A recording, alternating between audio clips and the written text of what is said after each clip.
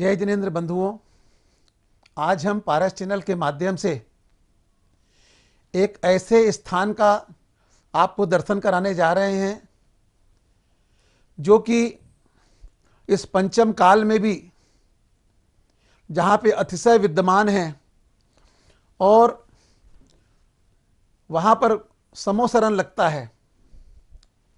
झांसी जिले के अंतर्गत झांसी से 120 किलोमीटर दूर एक छोटा सा गांव है और जिस गांव का नाम है तोड़ी फतेहपुर। उस तोड़ी फतेहपुर में हर माह के कृष्ण पक्ष में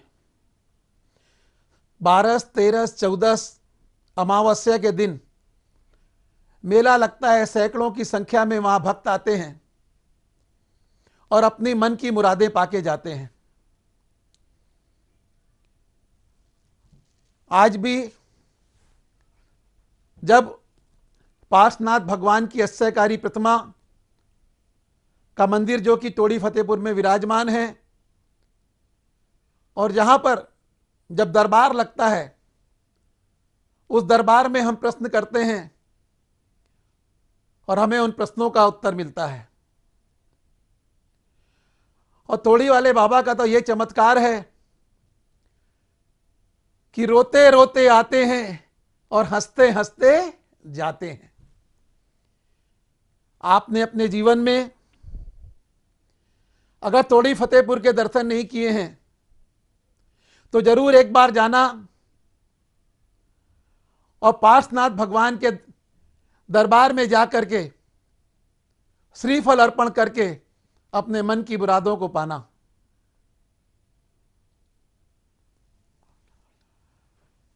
एक ऐसा दरबार जहां सब बीमार व्यक्ति आता है वो स्वस्थ होके जाता है, जो लंगड़ा के आता है वो चल के जाता है। कहते हैं किसी का कैंसर ठीक हो रहा है, कई प्रकार की आदि व्याधि दूर होती है। ऐसा दरबार तोड़ी वाले बाबा के दरबार में आप जरूर आएं और आइए हम वहाँ तोड़ीपुर वाले बाबा के प्रवचन और आपको वहाँ के दर्शन कराते हैं पारस चैनल के माध्यम से। आप देखते रहिए तोड़ी वाले बाबा अश्चर्यकारी भगवान पार्श्वनाथ भगवान के दर्शन कर अपने जीवन को धन्य करें। जय जिनेंद्र। उत्तर प्रदेश के जिला झांसी में मऊरानीपुर के समीप स्थित अतिशय क्षेत्र तोड़ी फतेहपुर एक ऐसा अद्भुत क्षेत्र है जहां देवभूत अतिशयों का आज भी प्रत्यक्ष देखा एवं अनुभव किया जा सकता है तथा जहां मात्र वीतरागी जिनेंद्र भगवान के अलावा अन्य किसी भी प्रकार के मिथ्यात्व पोषक देवी देवताओं की पूजा भक्ति आदि न होती है और न ही प्रत्यक्ष अथवा परोक्ष रूप से ऐसी प्रेरणा दी जाती है, बल्कि दृढ़ता पूर्वक गृहीत मिथ्यात्व पोषक क्रियाओं रागी देवी देवताओं आदि की मान्यता को छुड़ाकर वीतरागी देव शास्त्र गुरु का सदाचारी श्रावक बनने का रास्ता बताया जाता है। क्षेत्र पर आज भी रत्न वृष्टि देखने को मिलती है। वर्ष 2021 के भाद्र पक्ष में क्षेत्र पर अढ़ाई द्वीप विधान संपन्न किया गया। नियम त्याग पवित्रता एवं श्रावकों द्वारा लगातार एक अन्न का भोजन किया गया, जिसके फलस्वरूप हवन की पूर्णाहुति के कुंड से लगातार घी का निकलना प्रत्यक्ष चमत्कार को दर्शाता है। पीड़ा तभी आती है जब अंदर के भाव अच्छे नहीं होते। समझो, जब भाव अच्छे नहीं होते तो पीड़ा तो शरीर के अंदर ही रहेगी, पीड़ा बाहर नहीं निकल सकती। तो बंधुओं, जो तुमने जन्म लिया है इस कुल में, इस कुल का ध्यान करूं। तुम्हें इस कुल में देवादेव अरन देव मिले हुए हैं, इनका दर्शन मिला है, इनका मार्ग मिला है, इनका स्थान मिला है, इनका पद मिला है, इनका पथ मिला है। ऐसे पथ को तुम भूल जाओगे तो कौन पथ की रास्ते की जाओगे? समझो, इसमें क्या है सामने को अच्छा देखोगे, सामने का अच्छा सोचोगे तो स्वयं अच्छा हो जाएगा, स्वयं तुम्हारे भाव अच्छे होंगे। तुम्हें दुख की शरण में न जाने पड़ेगा, सुख की शरण में जाओगे। बंधुओं, बुरा करने वाला बुरा करता है, करने दो। तुम उसके प्रति बदले के भाव मत रखो। यदि तुमने बदले का भाव रख लिया तो तुम गिर गए, तुम रास्ते से हट गए, तुमने अपना मार्ग छोड़ दिया। बंधु, इतनी गलतियां मत करना। रास्ता एक बार मुश्किल से मिलता है, दोबारा नहीं मिलता है। ऐसे रास्ते को पाकर के तुम इस मार्ग पर चलोगे तो तुमने जो अपना जीव पुद्गल में पाया है, इस कुल में आए हो, इस कुल का आनंद तुमको मिलेगा,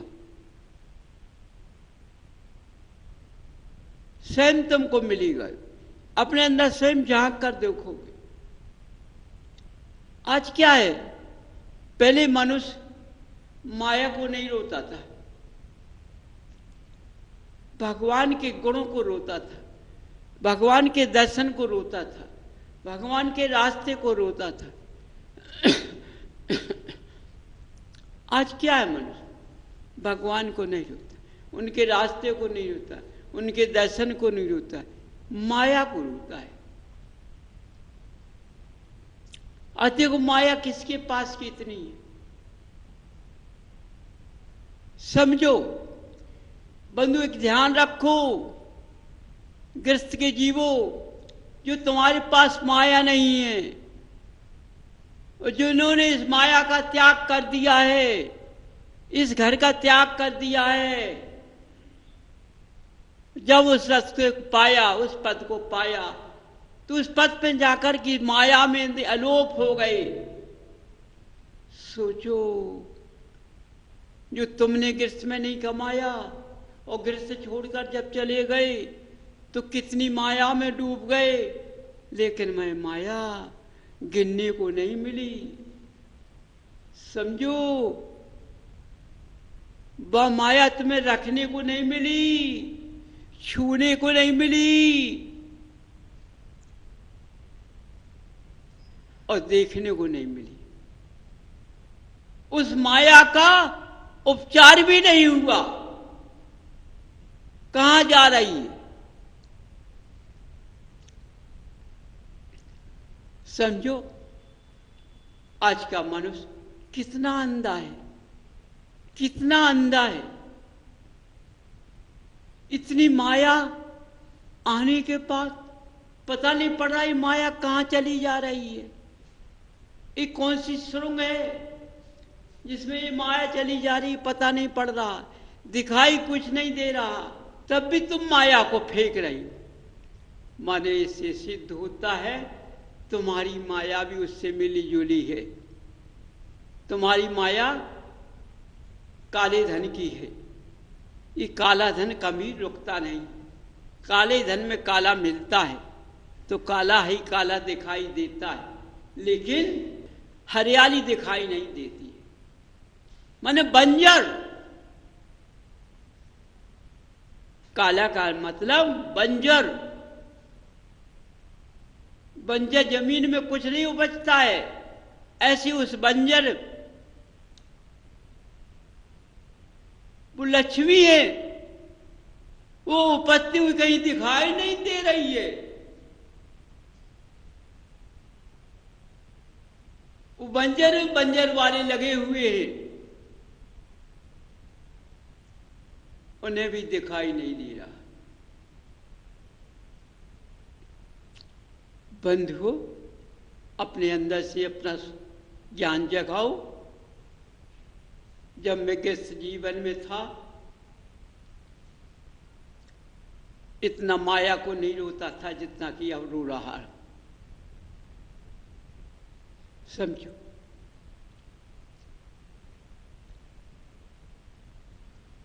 माया तुम्हारे नाम से आती है।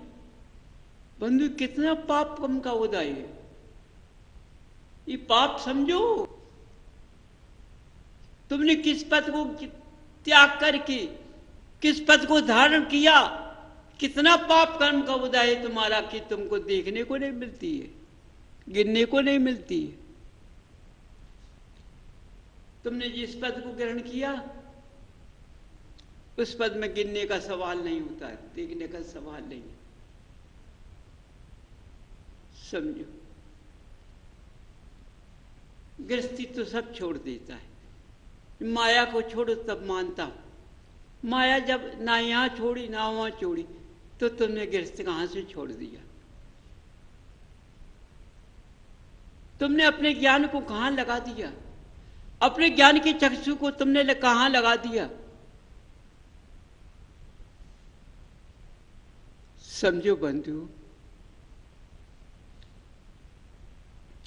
आज चारों तरफ देखो,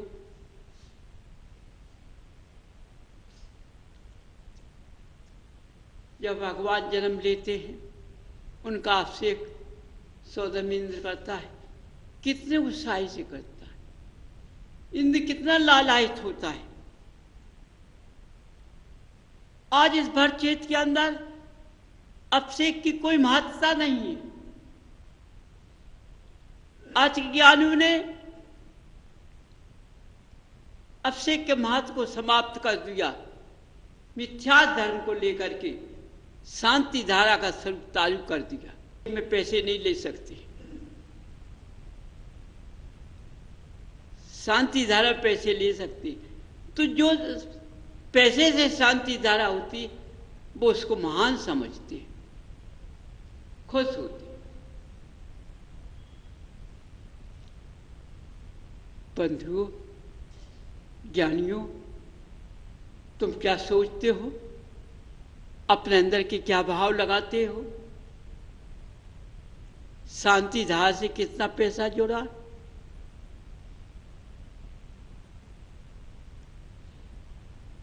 कितना पैसा आएगा? कितना खर्च चलेगा?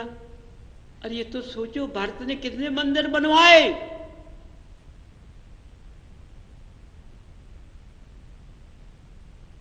वो कहां चली गई? तो ज्ञानियों, ये मत सोचो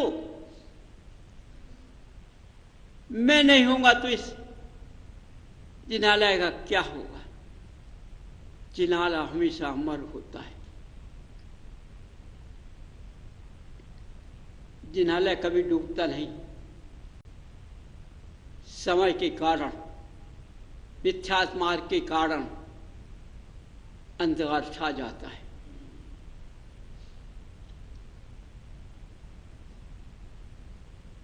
क्योंकि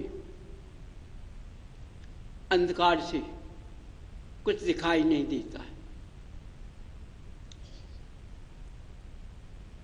क्यों मनुष्य जिनालय बनवाता है, मूर्तियां मंगवाता है, विराजमान कराता है, पचकाना कराता है। ऐसे जीव के पास यदि मान नहीं हो, मान नहीं आना चाहिए। मान नहीं आएगा तो कुबुद्धि नहीं होगी, तो उस जिनालय का कभी उसके अंदर अंधकार नहीं आ सकता। भारत को जब मान आ गया तो आज उनके जिनालय का कोई पता नहीं। कहां मान आया? भाई के पास। बंधुओं, किस तरह के मंदिर बनवाए, कैसे कैसे मंदिर बनवाए, लेकिन मान ने सब डुबा दिए। मान धर्म ले जाता है, कर्म में फांस जाता है। इसलिए ऐसे जीवों को मान नहीं करना चाहिए। समझो, जिस तरह पास ने ऐसा रखा है, यहाँ की व्यक्तियों के अंदर कितना मान है, कितना मान पड़ा हुआ है। मान के कारण भी ऐसा चल रहा है। तो ये बंधु, तुम्हारा मान तुम्हें ये अंधकार में ले जाएगा, समझो। क्योंकि जब से भारत शुरू हुए यहां आए,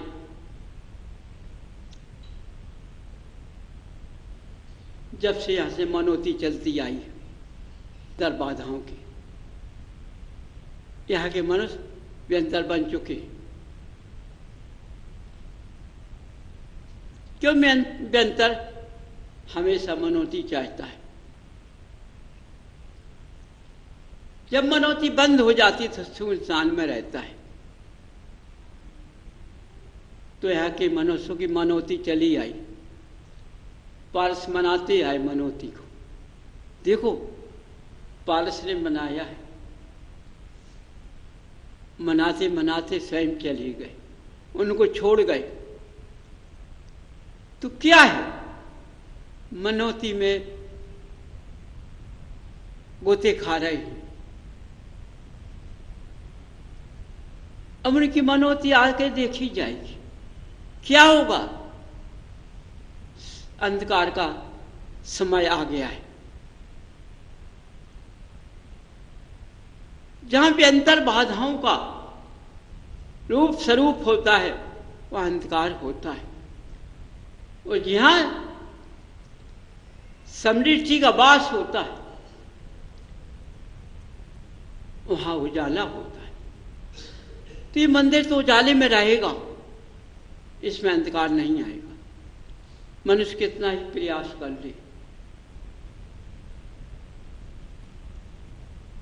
जागृति की पैदा दी जाती है, और जागृति में जागृति नहीं की तो ये तुम्हारा जीवन कितने भक्ता अंधकार में चलेगा, इसका कोई पता नहीं।